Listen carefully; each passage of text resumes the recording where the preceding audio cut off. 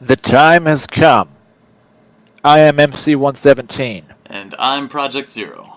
and we are here to give you very pretentious criticism. It is the VPC, Round 5, Songs for the Youths. 6 entries. I thought a rather strong round. It was kind of all over the map, which I like. I'm inclined to agree with that. So, before we get into it, just a quick recap. I'm going to be judging only the Vox. PZ is going to be doing only the production. And we are not scoring based on official VPC challenge criteria. That's for the judges. It's a good day. Yeah, it's super chilly out here. I don't know what happened, but we got a massive cold front coming through. Everything's Yeah. Here it dropped. It literally dropped 30 degrees in one day. did the same. Yeah, I'm not used to cold. This is a frightening sensation. 75 to 45, and now we're bringing the zucchinis into the garage overnight. Yeah. As one other slight forward, I guess, before we jump in, and a bit of a shameless plug, I have recently, as you can probably see on the video, upgraded my headphones to a really fancy set of AKGs. These are by far the best headphones that I've just ever had in my life, and I'm like a giant... What makes them so good? That's a really good question. I know they have like a very wide response range, but really just there's so much clarity in these headphones that it's very difficult for me to describe. I know it's basically the frequency response is significantly better. I used to rock a pair of the Sennheisers, the HD280 Pros, which I think is pretty standard for everybody trying to get into music production. And then I'm trying to remember what I switched over to. It was a Audio-Technica set of headphones, about a $200 price point, and these I think are supposed to be a $500 or $600 pair of headphones that I was able to get for significantly cheaper than that. Thank you, Massdrop. But seriously, like the second I put these cans on, like I have like clouds on my ears. It's just like the most amazing feeling. So fair warning to our competitors. No matter how good you thought you sounded, you probably sound bad to Matt. Everything sounds like garbage now. It's beautiful. Actually, no, not really. Like I can just... There's a lot more sort of clarity in terms of what I'm hearing and my ability to sort of pick the sounds apart now, which is just fantastic to hear. Hopefully some of that comes through in my criticism, but I felt like it was a fair warning. Yeah, I've got really the same kind of situation, only in reverse. I have borrowed my speakers and monitor to plug into my Super Nintendo Mini, and so now I am on laptop speakers, and no matter how good you thought you sounded, you also sound bad to me now. Nice. Well, yeah. It's a catch-22.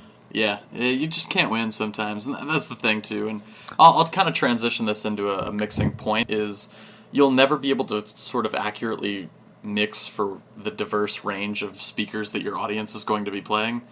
You know, from car speakers to iPod headphones to all kinds of crazy stuff. Like, some people are going to be listening on their phones, so it's very difficult to create a mix that sounds good across the board. And, I think that's something worth kind of keeping in mind, is that you always want to find that happy middle ground. I mean, that's why I just go for the Phil Spector AM wall of sound on everything that I do. Nice. Just a consistent experience. Sure.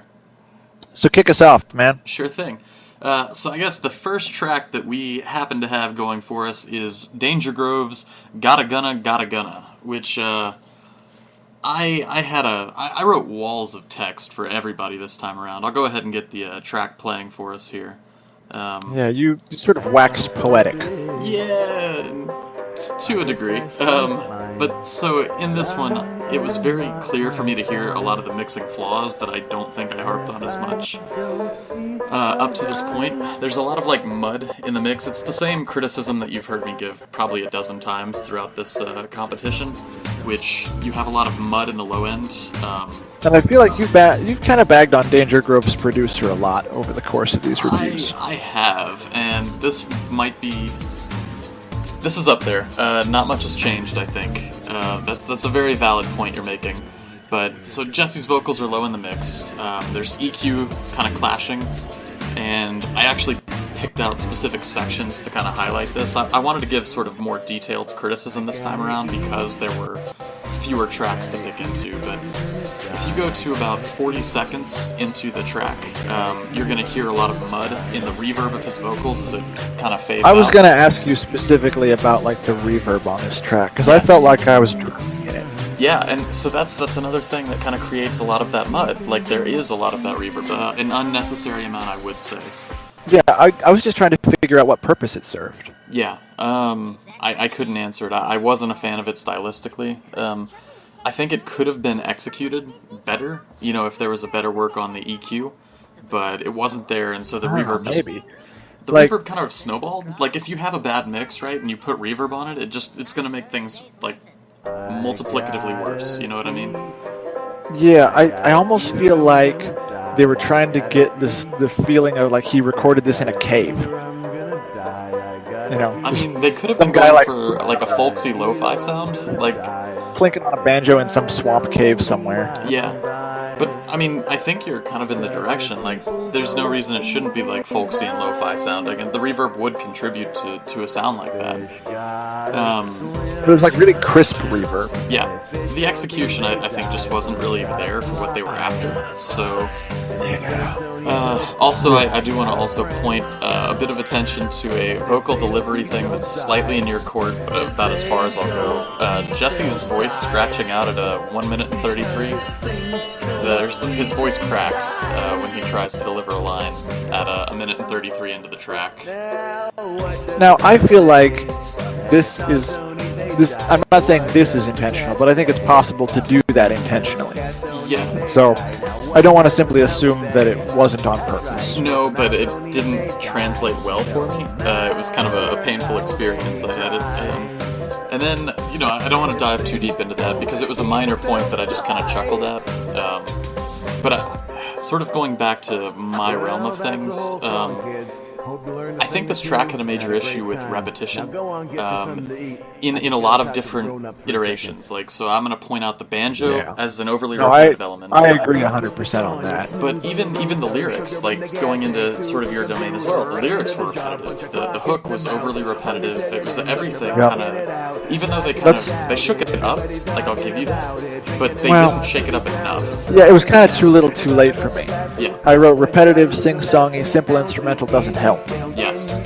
And so it was like same on same. Yeah. And I get that too. It was trying to go for the challenge. You know what I mean? Of like it just. I don't think that's enough of an excuse. So, yeah. I mean, I don't know how much more you had to say, but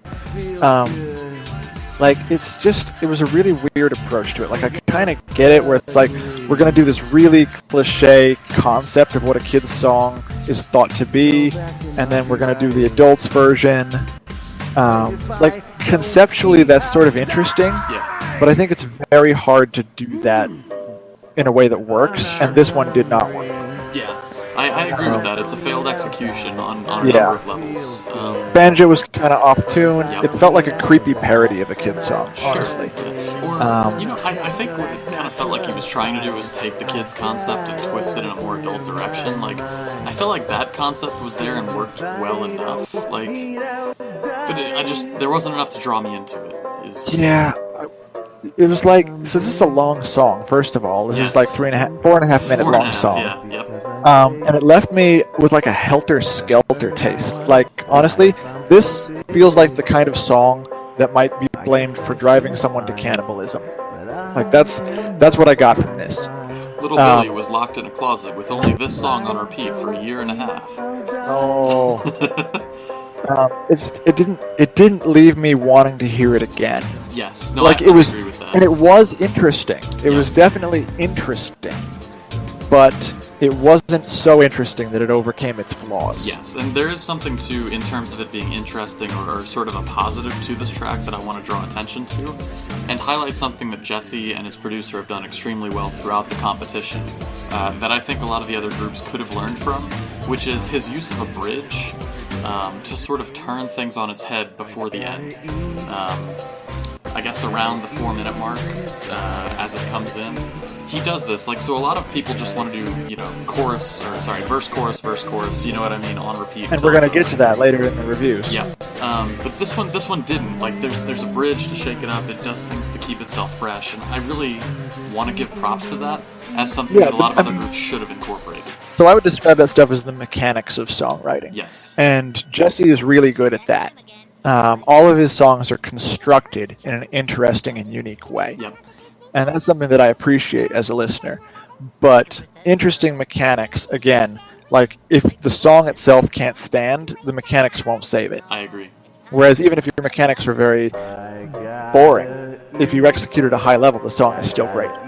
So it's something that I like, but, it's like icing on a cake. You need the cake there. Usually, some people, I'm sure, will just eat icing straight from the can, but I don't think I can. You need the cake there to support the icing. Sure. Yeah, I think a lot of things were in place for this to be a very good track, and I just think the execution didn't serve it very well. I think within the nerdcore community, there's probably a higher percentage of people who would just straight eat funfetti. Yeah. So I don't know if my analogy is actually going to work for our listening audience. Yeah, so I think that's pretty much all the notes that I had. I did have one that kind of paralleled something you said, which is this track is pushing very close to 5 minutes long, and I couldn't justify that length. Like, this would do with a 2.5-minute radio edit would have been a lot better of a track, in my opinion. Yeah, and I understand why it was that long, because you want to do, like, the full kid song, or you want to do the full adult song.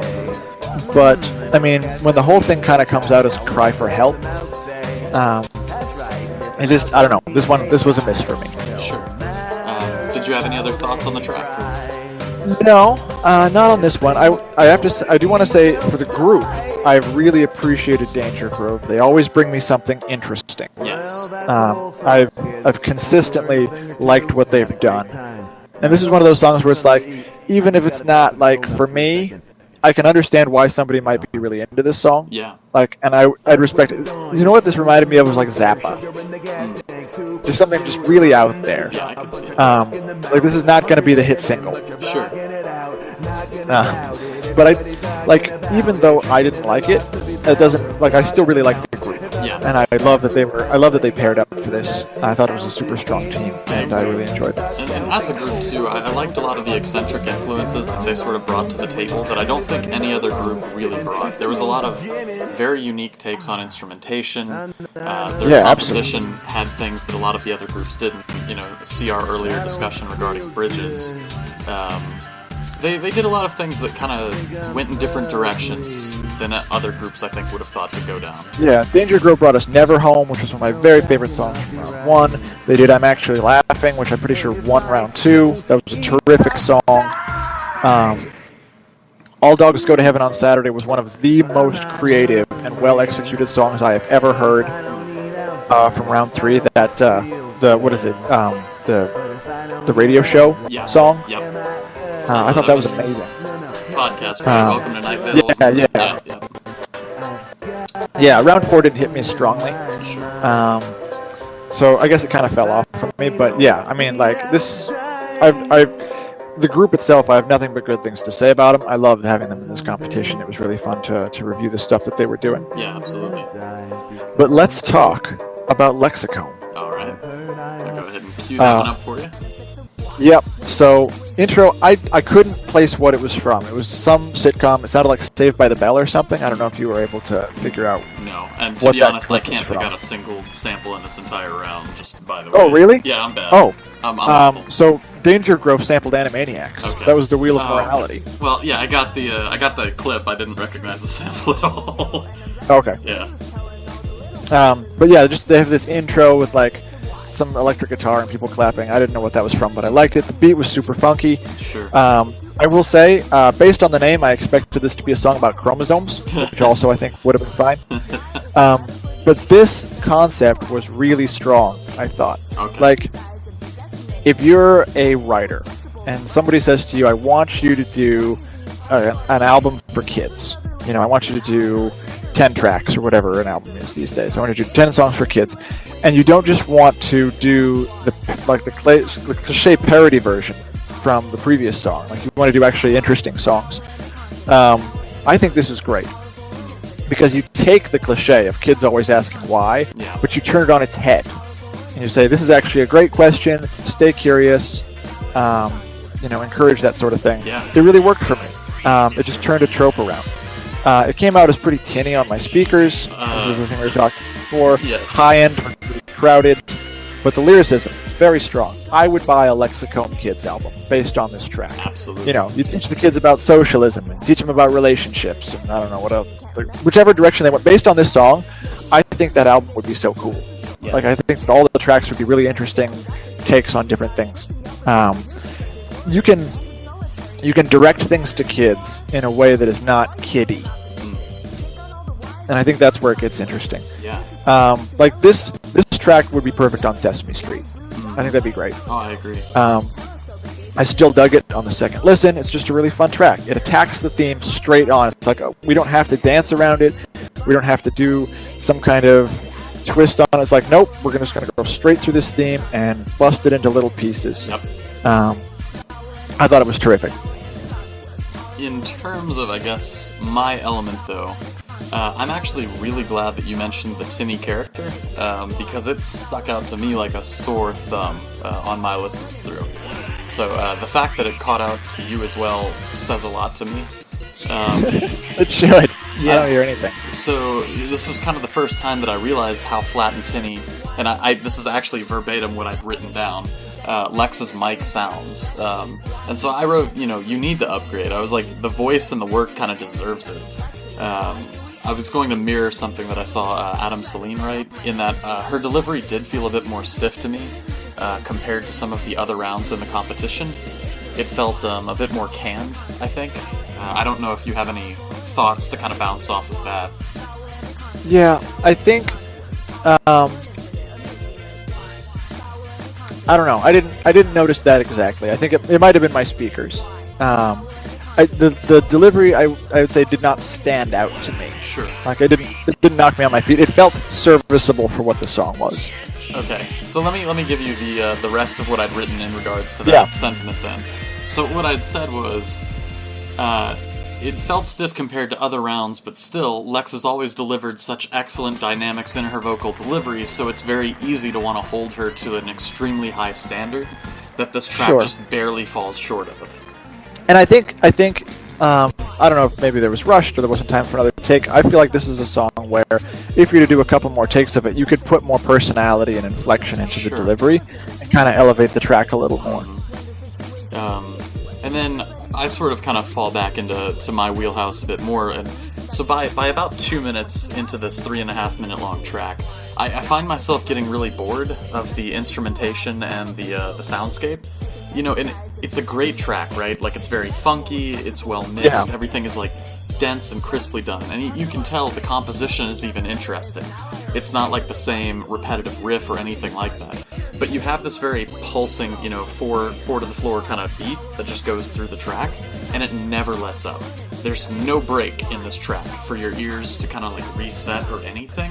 It's very verse, chorus, verse, chorus, verse, chorus, just and the track doesn't even do enough instrumentally to differentiate between the verse and the chorus. If you go through, you just kind of have these horns and the bass and the drums, the whole way through this 3.5 minute track. That's interesting. I did have to kind of fault it on that one. It felt a little lazy from an instrumental point of view. In spite of the fact that it was very well built, it just didn't do enough to shake itself up or keep itself fresh. So I said a cutout, a breakdown, give me something to drop these, the drum and bass out of my ears for even a few seconds, would have done wonders for this track. Yeah, I think a breakdown would have served this one well. It was just, you're right, it was verse, chorus, and then, they had, I don't know if it was, a bridge, it was, a 2-bar shorty chorus. Yep. Or but even verse. then, the drums, they went back into it. Yeah. Yeah, I thought that was kind of a missed opportunity. Sure. The other thing I said, too, is this is more in regards to the mixing, but, this kind of goes to the opposite end of the spectrum.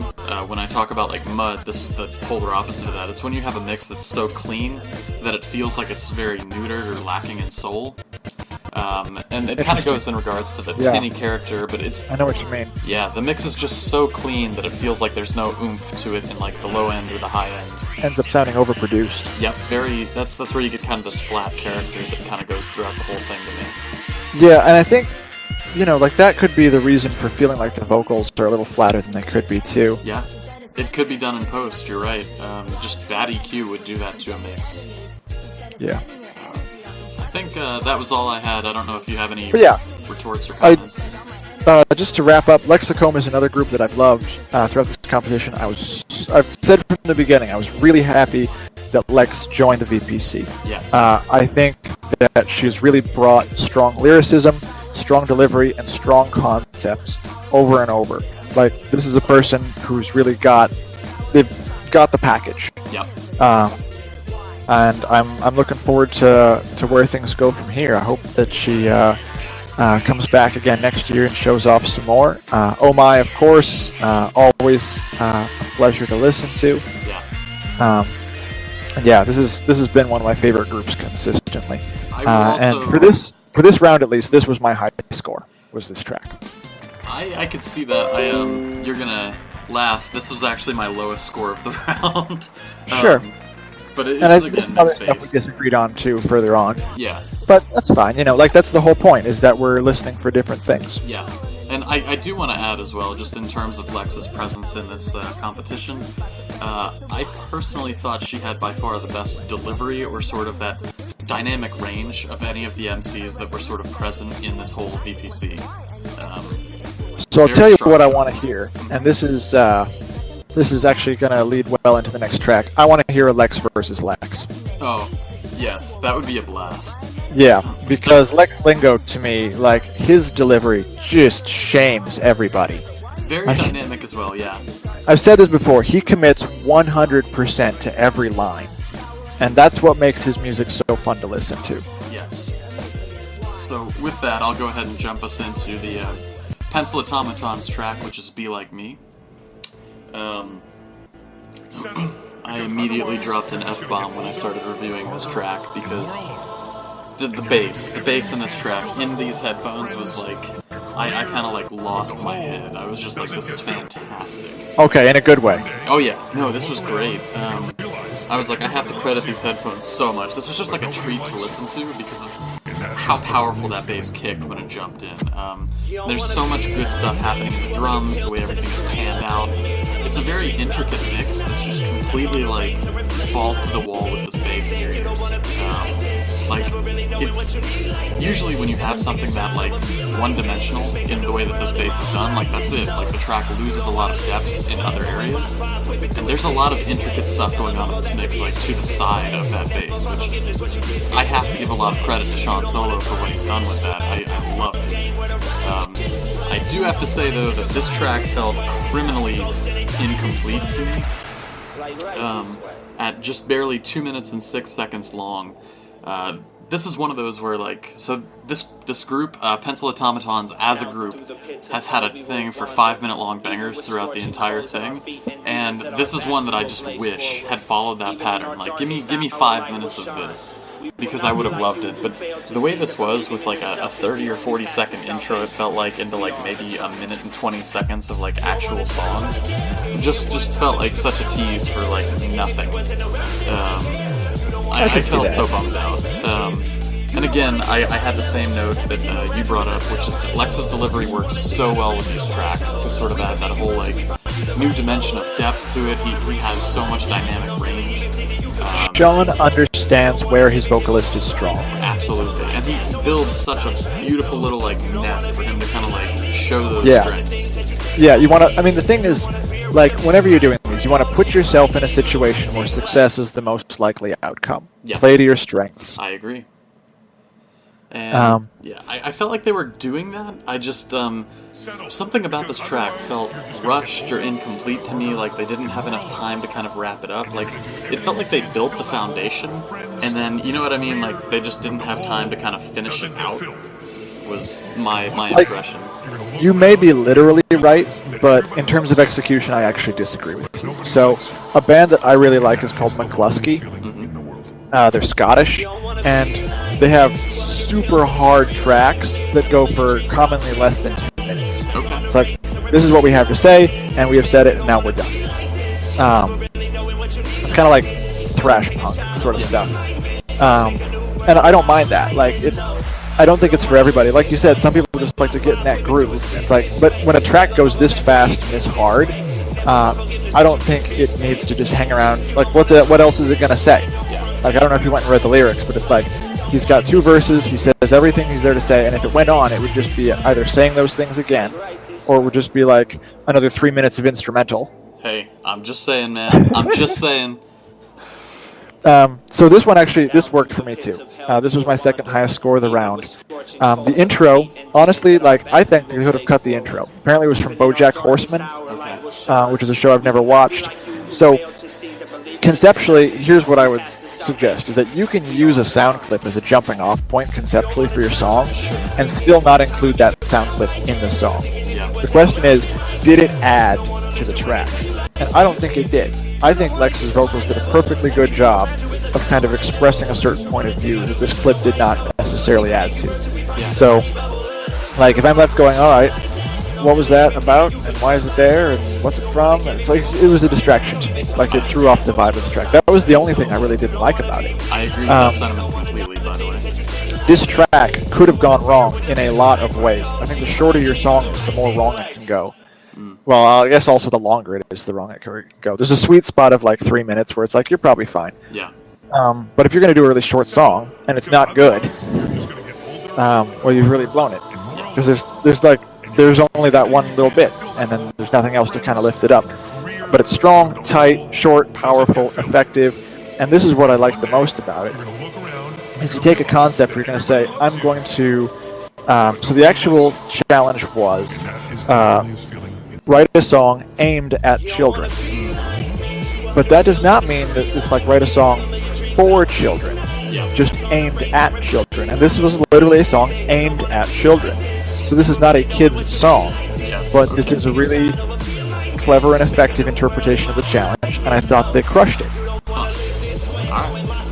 No, that's an interesting take on it. Yeah, I mean, what he was doing here to me was just threading his needle, right? On the one hand, you have done to death brag rap, right? And then on the other side, you have equally done to death nerdcore self-diss. And he's right in the middle, where the whole point of the song is, kids, don't be like me, but you're also kind of bragging, which puts it into this really interesting emotional space. And I was super into it. I was on board. The part that I was least sold on, besides the BoJack clip, they had that spoken word part in the middle. But whether or not it's like, I don't know, I thought that was a little corny. But mechanically, it serves the exact purpose you talked about before. It breaks up the track, it supports it, gives you a chance to breathe, and then we go right back into the velocity. Especially with how powerful that bass is, like, I just kind of want to latch onto that, because if they let that bass just kind of like blare at you the whole time, it would have gotten old so fast. So, like, you're right, they needed to break it up. Yeah, so I thought this was a tremendous song. Really well done. So why don't we go ahead and have you talk about Penzel, Washington, and Danny DeBeato with Mary Jane. Right. So, this one, at the beginning, it had me nodding my head. But I didn't like how it ended up being used for the instrumental. To me, and I know that you're going to disagree with this, it just sounded really repetitive. Okay. It didn't do enough for me. It just sounded like the same thing over and over again. Yeah. So this was a song for kids about pot. Yep. That does not feel creative to me. Oh, wait until you hear the Go Hamurai. I know you have, but that's what I'm saying. You know, like, we've heard basically this song in this competition. Sure. Yeah. You know, like, the thing is like, one, I mean, if you read the lyrics, it could really be aimed at anyone. It's not even specifically for kids. And then two, marijuana probably not the best thing when your brain is still developing. Like, I'm not 100% sure what it does, but I'm guessing it's not helpful under a certain age. Like the line, relax, chill, it'll make you less nervous. Like, that's the kind of thing that a pusher would say in an after-school special. That's literally dialogue from that. It just felt creepy. I can see it. You're right that we do disagree. I don't know. Do you have any other thoughts on it, or is that kind of? I mean, these are both artists with a strong point of view. Yeah. And so I don't think that I can offer feedback that will be substantively constructive. Because I feel like this is a writer who kind of knows what he wants to do and is going to go do it. Yes. And I have respect for that, you know. But it's just not my thing. I will disagree. I'll jump in on it because so for the entirety of our reviews, I think from my side, I have kind of jumped on these guys a lot for the same criticism, which is the one that you leveraged at them at the start of it, which is that it felt overly repetitive to you. However, this is a 2-minute and 16-second long track, right? So I think it was compositionally built to not overstay its welcome, and that's something that I've been sort of looking for this team to do for a very long time. So they have been very good at sample selection and sort of creating grooves, right? But where this team has always failed is making those grooves evolve or do something different. Agree. They're very good at, bringing them in, cutting them out, they know how to make it not just ride constantly, but they haven't been able to make the composition not repetitive because they just take these samples, they'll find a great groove, and just kind of that's the track. You know what I mean? Like, that's all they can offer. It's a very one-dimensional team. But so what I liked was this track was perfectly built around the vocalist.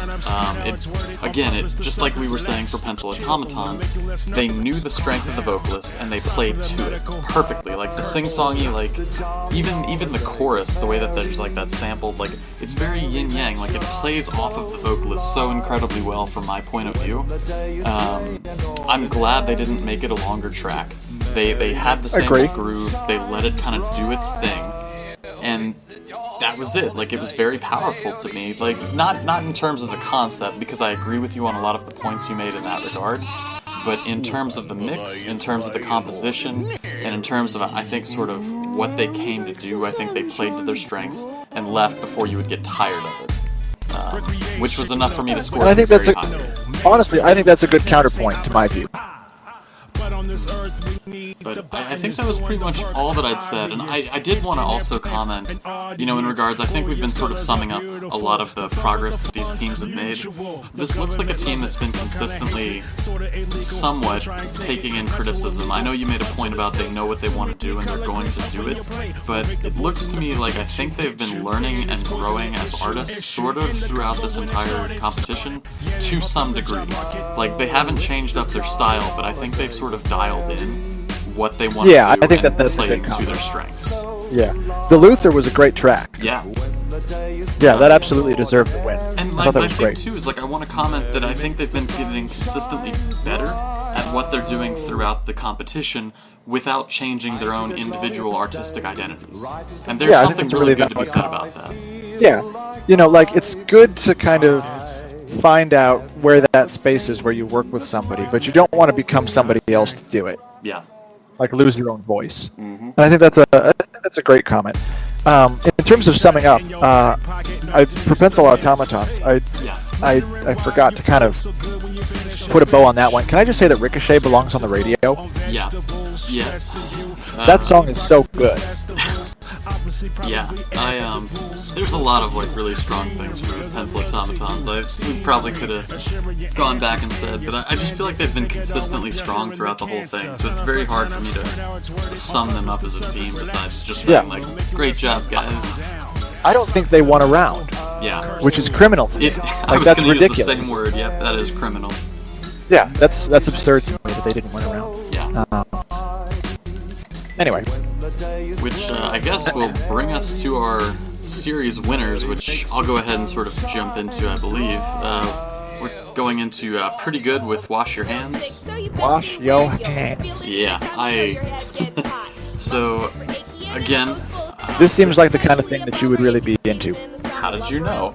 Well, alright, so, again, we're looking at a very short track, right? 2.5 minutes, I think, 2:25. Yep. And I feel like in terms of sticking to the theme of this contest, Why and This are the two best, I think, executions of the contest like challenge that I've seen sort of done. To be honest, I preferred this one over Why, but hearing your explanation of Why, I think you made a very strong argument for why it was the best execution. However, but yeah, absolutely agree with you. Like this one, it's like it's on the nose, but it executes at a really high level. Again, this belongs on Sesame Street. I think he actually sampled Sesame Street for this beat. That's fantastic. If he didn't, he certainly evoked it. Yes. With like the kind of xylophone drum synchronized hit combo. That's absolutely right out of that. Yeah, and so I just wanted to say, I was like, again, Cloth and Pop kind of shows that in terms of just musicality, or like expertise in just music, he's the best here, like bar none.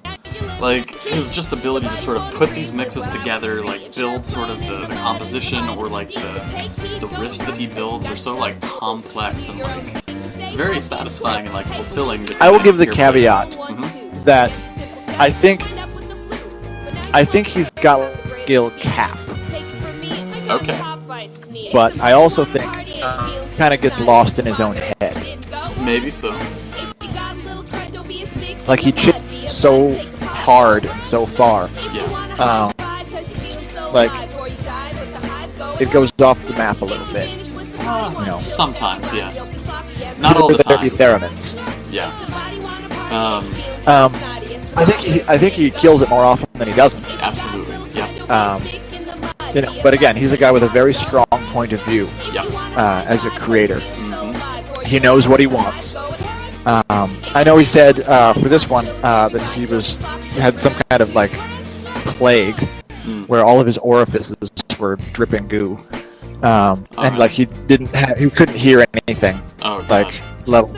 So I was, you know, my untrained ear was pretty impressed with how this came out, considering that he didn't have his normal level of perfectionism. It's actually really funny that you mentioned that, because I think this is the first time that I've actually had a significant musical gripe with Klopp's mixing, was in this track. It's usually I can't fault the guy. Like, I listen to it and I'm like, I understand why you did everything. Like, I might not agree with it, or I might not have done it myself that way, but I understand, like, it was, you know, calculated. Like, everything was done to your specification. But, so in this case, I think there's actually an EQ conflict between his keys and the bass guitar that's on the track, which was actually very... I'm just going to thank these headphones again for, like, letting me hear things well beyond my ability, but, I'm like... I never get more giddy than when I have a new piece of gear, so, like, I'm just going to nerd out on these. I also wanted to kind of mention, like, the guitar and bass work on this track is just so, like, crisp and funky and well executed. But the thing that stood out to me the most and, like, just made this track for me, Maggie's vocals. I was like, that is killer. It was so well done. It was cute. Yes. It was. I did like it. I'll talk about that in my half. But yeah, go on. I just, even as like a sonic element, you know what I mean? Like, that was fantastic. So I'm just gonna, like, I'll stand up for that. Yeah. Maggie is a great kid, as far as I can tell. Yeah. And, you know, Shubzilla, I think, vocal-wise, and this will sort of lead into your chord again, I feel like she could benefit from sort of more expressional dynamics, you know, in her delivery, which is something that I wish we had more of. But in general, this was an excellent showing from her. I know we've sort of made some highly critical comments of her delivery on some of these tracks, but I thought this was actually one of her stronger showings throughout the VPC. I wrote that she carried the track pretty well. Yeah, I would agree with that, actually. Yeah. So here's the thing about Shubs. She actually has a pretty wide dynamic range in terms of tonality of her voice. Yes. But where she's really narrow is in the emotional carriage of her voice. Yeah. She always sounds like she's coming to the track in the same mood. Yep. The phrase that I used very specifically was expressional dynamics, and Yeah. I think you'll agree with that one. So this is not the same as saying something high or low or loud or soft. Right, yep. It's like the psychology behind the construction of Yes. your phrase. Like emoting, essentially, Yeah. Like, can I tell how you really feel based on the way that you said that? Yeah. And her, I think this was her best writing of the VPC, was for this track. Sure. I thought she really brought the pen this round. I thought she hit it hard, and I enjoyed it because she's a good writer.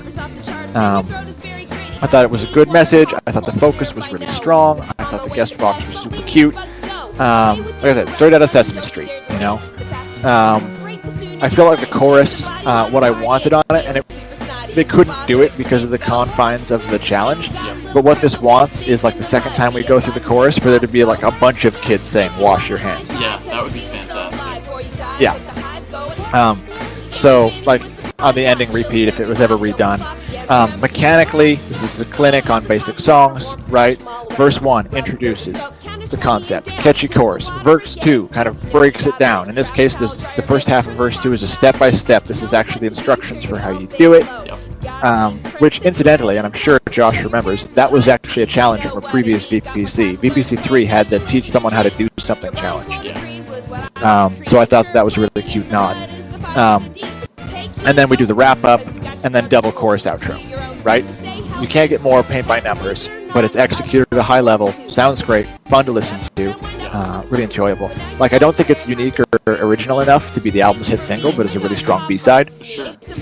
And yeah, I thought it was great. I thought the win was absolutely fair for this round, and I thought that this was a good pairing.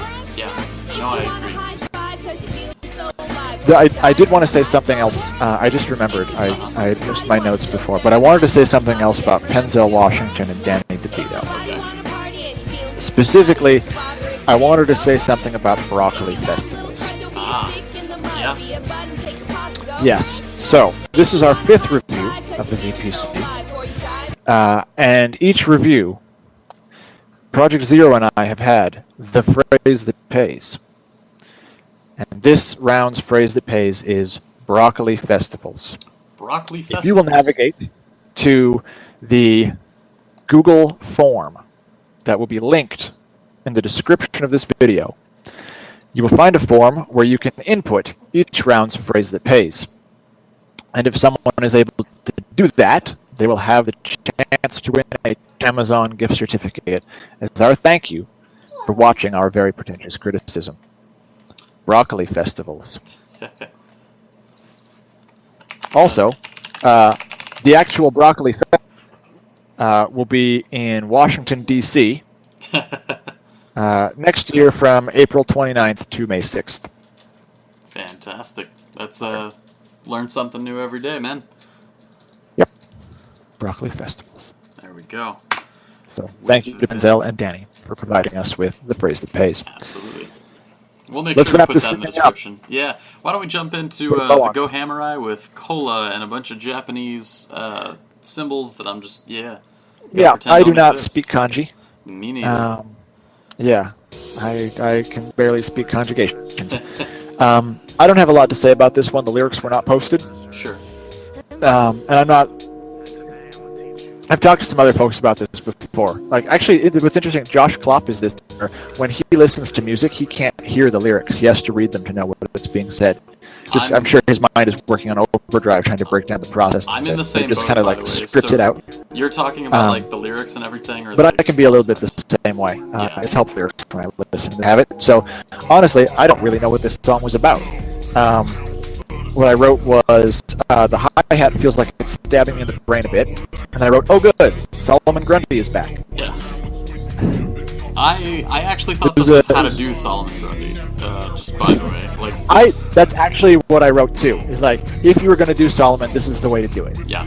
It's kind of a... So this song actually excelled for me as a groove in the background kind of song. Absolutely. Like, if this is on behind me at a party, I'm super chilling. Yep. I don't know if it was a good kid's song or not, because I have no idea what it's about. Something cola. It's horrible. Apparently it's about, like, making coke, by the way. Just by the way. I was Like cocaine? Yes. Yep. Okay. Yeah.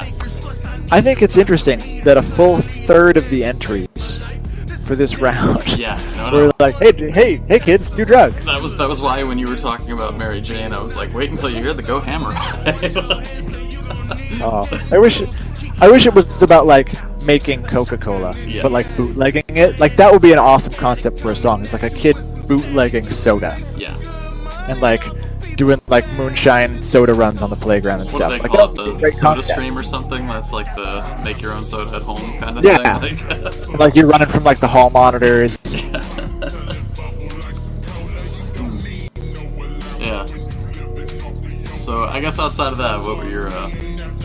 I mean, so I guess you didn't get too deep into Like I said, the lyrics or all anything. I really know about it is it was a good groove. Yeah. I was nodding my head, Yep.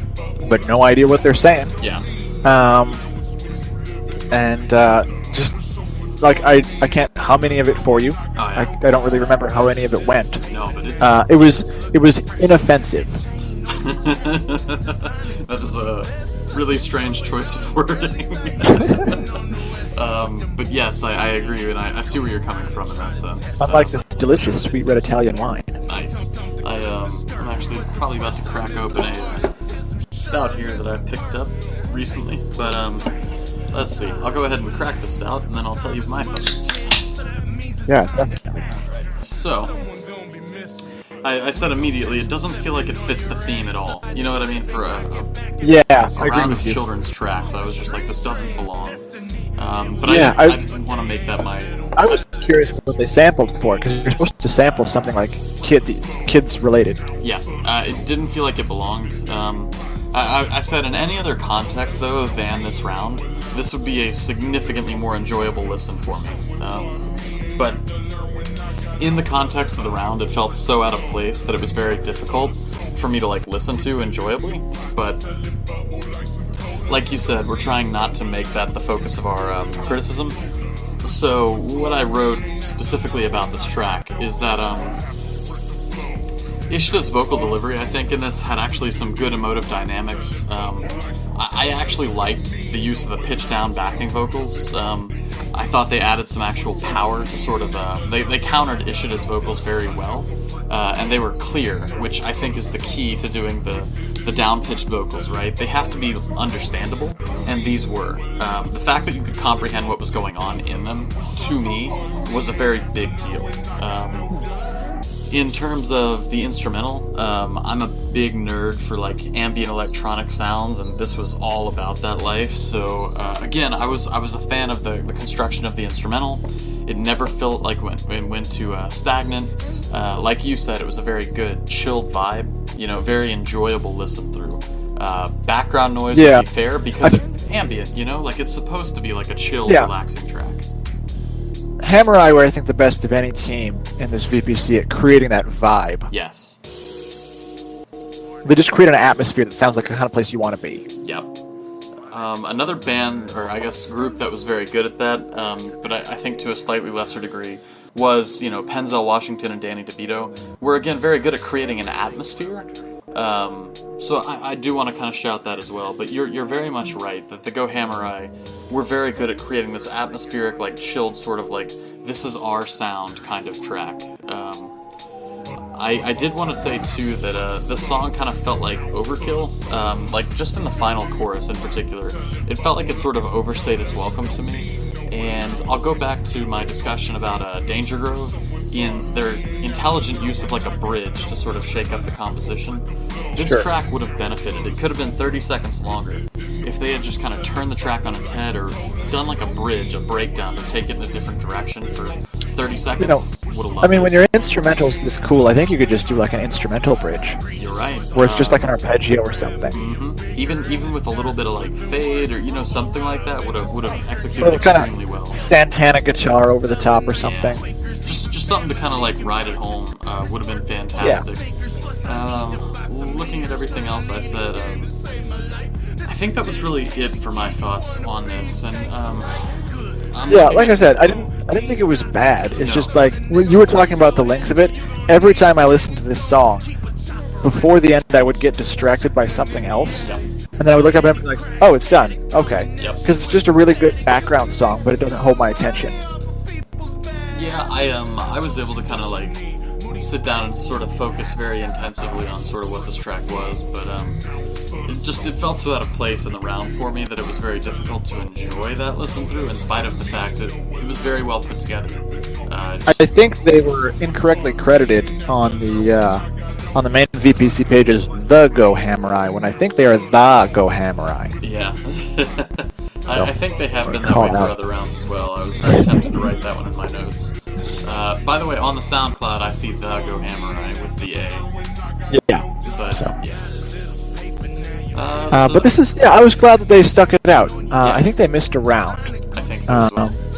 But, you know, like, seriously, like, props to anybody who misses a round and comes back. Because a couple teams did that in this competition. Yep. And I think, like, that takes more chops, honestly, sure. To me, than actually, like, if you do all 5, that is difficult. But if you miss one and then you come back in, I think that's psychologically harder. Yeah, it shows resilience, and I think that's a big deal. Yeah, it also shows commitment to the concept. Like, you're not just in it for the points, or you're not just in it to, like, purely to win. Yeah, I think a lot of people dropped it. Oh, we can... What's the point? Yeah, exactly. I think, like you said, respect for the process and the institution that I really respect out of that. Yeah. And I like the fact, too, that a lot of the times it feels like this group, in particular, just writes for the act of writing. You know, to be active. I think that's well said. I respect that.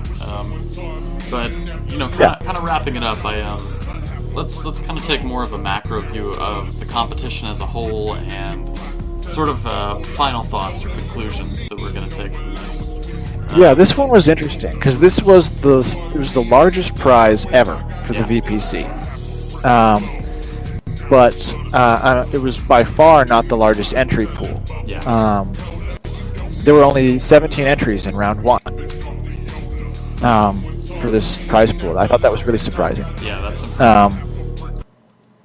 The other thing that's never happened before was that there were more tracks in round 2 than round 1. And every previous VPC, there's always been like 40% attrition between round 1 and round 2. Yep. Because like any 2 people can get together in this scene and make a song in a few weeks. Like you can do that. The VPC is a marathon. Yeah. It is way hard.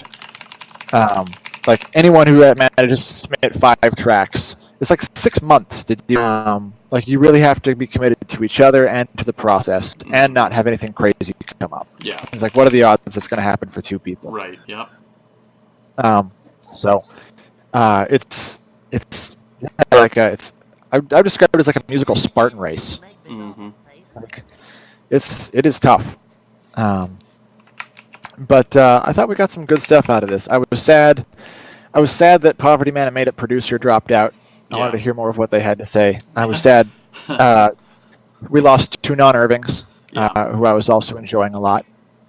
But yeah, this one, I thought the challenges were good, this VPC. Yeah. I think people always bag on the challenges, but I liked them. I thought they were good. Like, you're always going to have something bad to say about any challenge. And I think the key is to look for, like, what can we take from this challenge and turn it into something interesting? Like, that's always going to be a question of your own perspective. And I think the teams that succeeded the most were the teams that did that.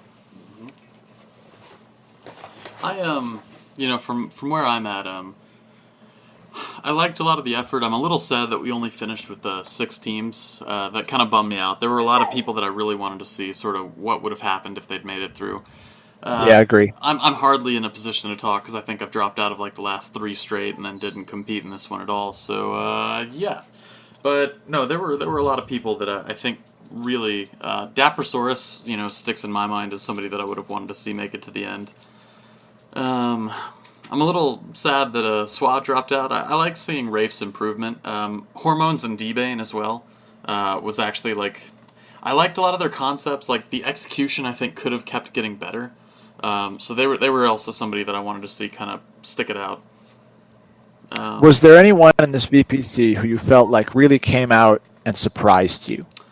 A lot of people, actually. I do want to say that I feel like the general baseline of the community, right? Like the number of garbage tracks has gone down significantly. You know what I mean? Like from the beginning to now. Not to say that there aren't bad tracks in the VPC or in the community in general. Both. I mean, well, maybe not both. I feel like I feel like what I'm listening to is a lot more selective now for the community. So I don't want to speak to the average skill level of the community right now. But in terms of what I'm hearing, the quality is significantly better. It seems to me like people are trying harder. Yeah, I mean also, like, so something that I haven't done and would be interesting to do is to kind of chart the scores for these top 5 groups that we've given across the weeks. Because it's like my average score has gone up, but that's because the teams who score high have stayed in. Mm-hmm. I think more than I thought the track was better from week to week. Yeah. I'm actually looking at your scores right now. Yeah, Bear like if with you me look here. at who the You're, top 5 is right now, yeah. You want to know to something me, funny? like, yeah, go ahead. Bit of trivia for you. Your score average has gone up consistently every round. There's no exception to that trend. I don't think that's true. I It think my round 1 score average was higher than round 2 by like 2 Nope. hundredths. 2 point. Oh, you're right. Damn it. Damn it. You're right. All right. 2.5 to 2.4. Yep, Outside of that, alas. outside of that one exception, I hate you. But what I'm saying is I don't think it's because the tracks have been better. Mm. I think it's because some of the groups have been dropping out who had the lower scores. That could be fair. Like, there were a few that clearly had mixing errors, but, like, I just want to say, like, comparing VPC1 to VPC, like, 5. You know what I That's mean? a Like, long time ago, my friend. I That's know, a whole different community. but the average quality has significantly increased, it looks like to me. Well, I mean, like, I can say the quality of my music has gone up since we teamed up for VPC1, and the Yeah. quality of your music is the same. Well, in that it no Um, longer exists, but, yeah, I'm like, yeah. but I mean, like the stuff that you were doing last year, you Yeah, were doing some music, yeah, and I think it's you've grown in range and depth. sure. That's just a function of the fact that it's been like 10 years since VPC1. Yeah, jeez, no. It's been a long time. Yeah, it's been a minute. We're old men now. Yeah. It scares me to think of how long I've been a nerdcore, man. Like, I've been at this since Yeah, 2005. It's scary. I'm I'm turning into an old man in most areas of my life, and I think nerdcore is no exception. Yeah, yeah. I, um, I don't Just know. talking about the good old days and telling these young rappers to get off my lawn. Yeah, I'm generally optimistic, though. I think about sort of the direction this is heading. I'm very pleased with the quality. I've been very happy about the increase in production level specifically. It used to be very difficult, I think, or exceedingly difficult to find a good producer for the VPC. I felt like there was a huge disparity in the number of, like, skilled producers to the number of skilled rappers that were available for the VPC. And I feel like that's no longer the case. Like, there are a very large number of skilled producers who are available to the community right now.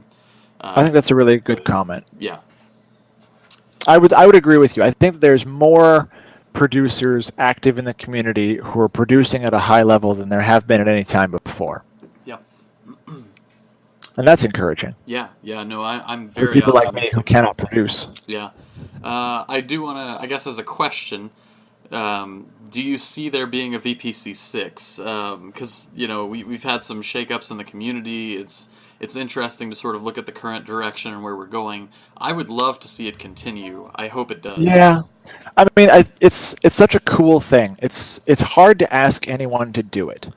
Like I said, it's like, you know, it's such a commitment Hmm. if you're really going to do it.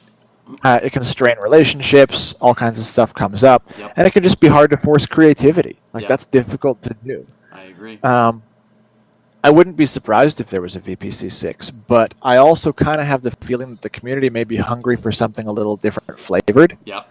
Um, and I'm not sure what that might be, but I think that there's an interest in it. I Yes. think so. To me, the demonstration is like even with the highest prize pool the VPC has ever had, Hmm. at this point, we could only pull commitments from like 18 teams Yeah. with a $700+ prize. Yep. That's pretty impressive to me for a community full of people who are all broke. Yeah. I Like agree. that that prize wasn't enough because in VPC 2 or 3, like there were 50 entries in round 1. Yep. You know, I and think, wasn't by that the the end first it time would we had a pare down to prize? 10 or 13. Yeah. Yep. But you know, that was when we were doing it for nothing. There was Yeah. no money back then, and everybody was, you know, all hype on it. I think maybe as the community has grown up a little bit, it's just changed. People have more life going on, Sure. and Yeah. so maybe there's room for a tournament that is a little less demanding. Yeah. That could be the case, or also something that might be more interesting is going back to the older compilation format, that like the Rhyme Torrents or the Nerdcore Now style. Like this is a CD. Like take 2 months, but write one song. Yeah. and then put out that. Because this I could have think been a I'm CD. on one of the rhyme torrents. I've never downloaded one of them, but I think somebody put one of my songs on one. I I heard know for a recently. fact you're on Nerdcore now. I'm on Nerdcore now. I Yep. know that one. Yep. But as for Rhyme Torrents, Rhyme Torrents was super old. I know. I showed up on a Rhyme Torrents like Halloween edition in like 2007, and that was like it for me. But yeah, I would. I think that would be really cool to Yeah. have maybe even a format where like people can vote for the songs that they want to make it to the compilation, Yeah. and like the top, 15 or something make it on there. Yeah, and it would be interesting too if like a same artist or group could submit multiple tracks and then have like one selected, or there'd be a bunch of directions to take it. But I think it'll be sort of interesting to see the direction that the community goes next.